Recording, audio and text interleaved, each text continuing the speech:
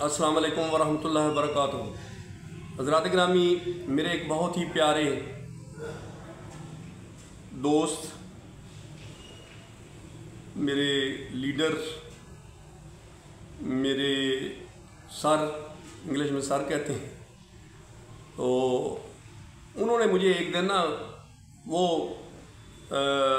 Punjabi community से तो लग नहीं रखते, लेकिन ही लव पंजाबी, इतना उनको पंजाबी से प्यार है कि उन्होंने इस प्यार में बहुत सारी पंजाबी जो है ना वो हमसे ज़्यादा सीखी है। उन्होंने सीखी है, हम तो बाई टंग पंजाबी हैं, बाई बर्थ पंजाबी हैं हम। मैं बड़े ही वसूख से ये बात आपसे कर रहा हूँ कि हम लोग समझते हैं कि हम पंजाब के रहने वाले, आप के रहने वाले, पंज दरियावां वाले पंजाबी, लेकिन वो फ्रंटियर के रहने वाले। तो उन्होंने कहा यार गाल सुन मेरी, उसको मुझे एक बात की नहीं समझ आ रही, ये कड़मास क्या होता है। तो हज़रात ग्रामी, अब मुझे तो पता था कड़मास क्या होता है, तो मैंने एक अपना मेरा अजीज़ था, उसकी मैंने मिसाल दे के उनको उस वक्त बताया। मैंने कहा सर, हम जब खैर सगाली दौरे पे उनके घर जाते थे ना, तो उनके भी 10-12 बच्चे होते थे और हमारे भी 5-10 बच्चे होते थे। तो वो कहते सी लो जी हुण पै गया कड़मासा, यानी बच्चे, यानी रश और जनाब रौला ते नारेबाजी ते ओ जनाब फड़ लो, ठीक है। तो जब इस तरह का हिसाब किताब हो जाता था तो वो कहता सी लै पै गया जी कड़मासा। तो आज मुझे एक फ़नी किस्म की खालिद मसूद साहब की एक नज़म है, तो वो मेरे नज़रों से गुजरी, तो मैंने कहा मैं सर को जो है ना कड़मास का और ज़्यादा वाज़े मतलब बता देता हूँ।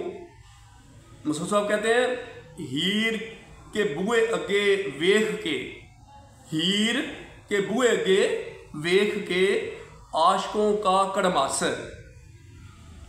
रांझा तख्त हज़ारे टुर गया।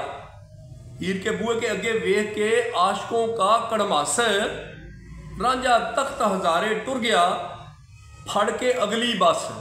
अब अगली बस तो पता है ना आपको, एक बस आई है जो उसके पीछे आ रही है ना, उस पर बैठ के भाग गया।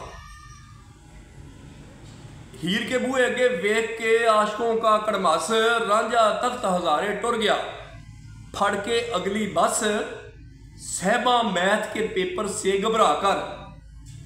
साहिबा पढ़ती थी ना उधर मिर्जे के साथ, आपको पता ही है, जड़ा वाले के साथ ही पिंड है।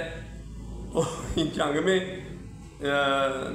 उसकी साहिबा का पिंड था, तो मिर्ज़ा जो था इधर से पढ़ने के लिए गया हुआ था, दानाबाद से।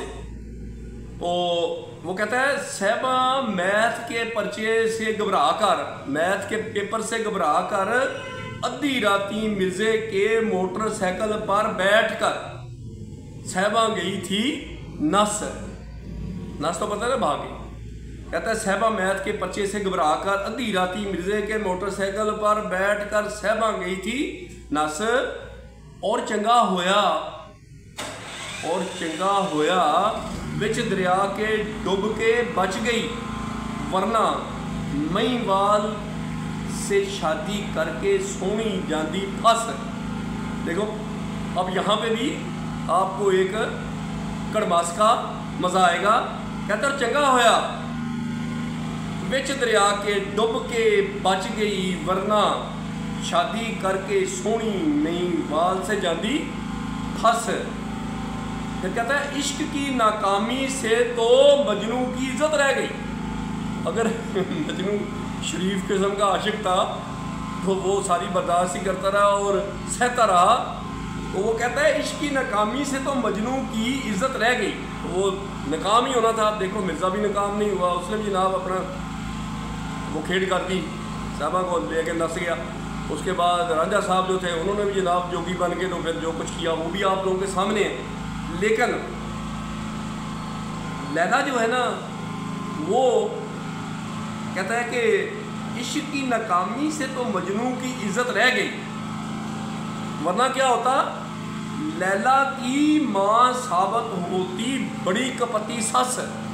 اگر یہ نہ ایسا کرتا اس کی عزت رہ گئی، اس کا بیاہ نہ ہوا اس کے ساتھ، شرافت میں آ گیا اور اس نے کھیڑا چھڑ دیا، تو وہ کہتا ہے کہ ورنہ کیا ہوتا، لیلا کی ماں ثابت ہوتی بڑی کپتی ساس، اور